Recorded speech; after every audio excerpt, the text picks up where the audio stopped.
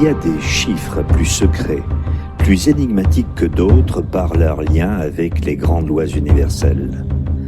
Le chiffre 7 figure parmi les plus importants. Tous ont une qualité particulière en partant du 0 jusqu'au 9, mais c'est le 7 qui va attirer particulièrement notre attention. Il y a bien sûr les 7 jours de la semaine, les 7 planètes majeures, les 7 jours lunaires, les 7 couleurs fondamentales, les 7 notes de la gamme, les 7 chakras, les 7 îles de l'Atlantide. La liste serait trop longue. Le 7 est donc un chiffre sacré.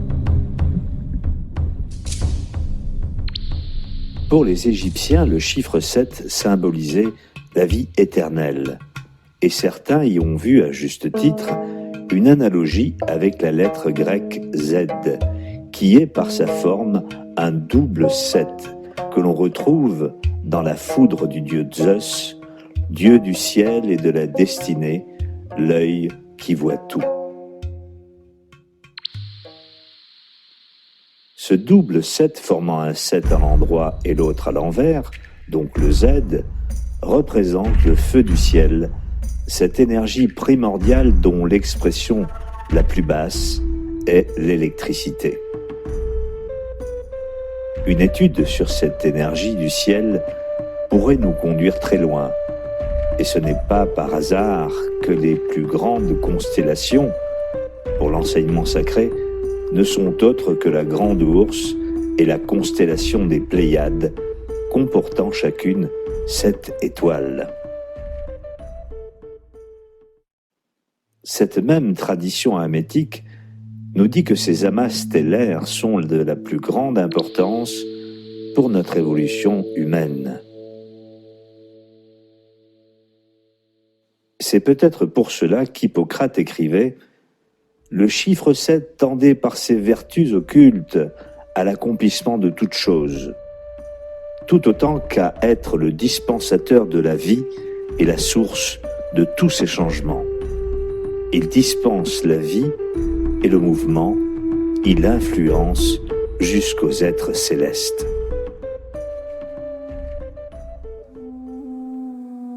L'homme lui-même est soumis à ce nombre sacré, puisque le cycle d'une existence est divisé en 7 périodes.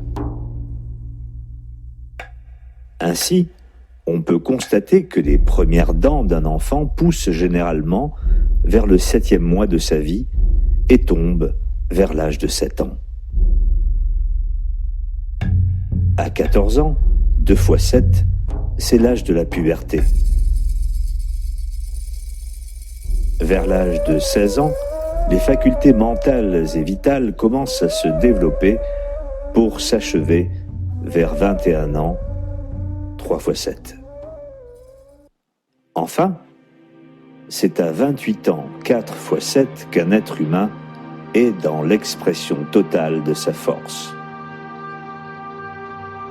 Mais l'antique tradition nous dit aussi que c'est à 35 ans, 5 fois 7, que l'être humain est dans la force de son âge, maîtrisant pleinement sa vie, en exprimant plus largement toutes ses passions.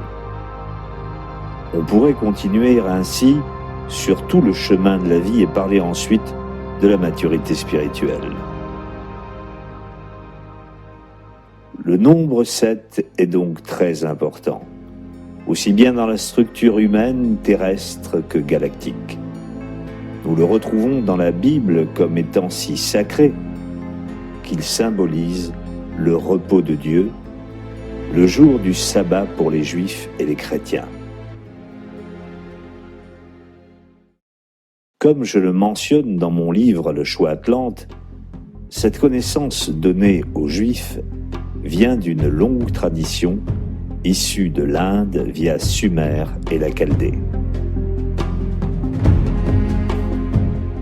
Les 7 jours de la création renferment dans leur allégorie différents niveaux de connaissances qui n'ont pas été donnés tous à l'être humain.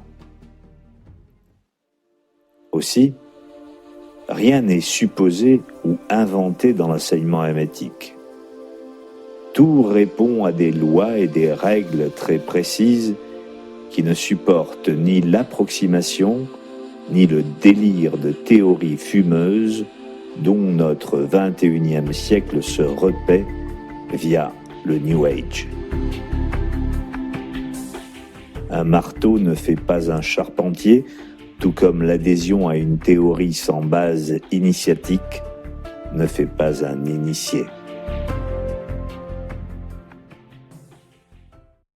Le 7 nous enseigne donc l'humilité, tant il est vrai que nous ne sommes que des enfants aveugles face à l'immensité de la connaissance. Les 7 ciels, monter au 7e ciel, a pris une connotation triviale aujourd'hui dans le langage populaire. Pourtant, que de secrets se cachent dans cette formule, que de mystères aussi dans les cycles septénaires de l'évolution des mondes, dans les 7 familles humaines, depuis la nuit des temps.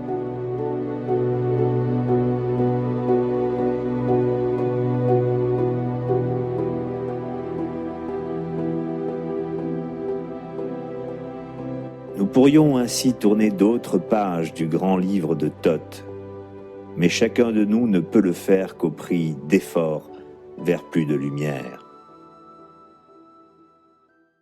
Une partie de ce mystère est contenue dans les arcanes du tétragrammaton, le nom sacré de Dieu, composé de 4 lettres et qui ne peut se résoudre que par le tétrakis caché, issu du triangle si cher à Pythagore, 4 plus 3 égale 7. Aussi, à l'instar d'Apollon et à l'image du grand musicien céleste, chaque être humain doit apprendre à jouer de la lyre magique à 7 cordes pour percer les secrets de l'univers et de lui-même.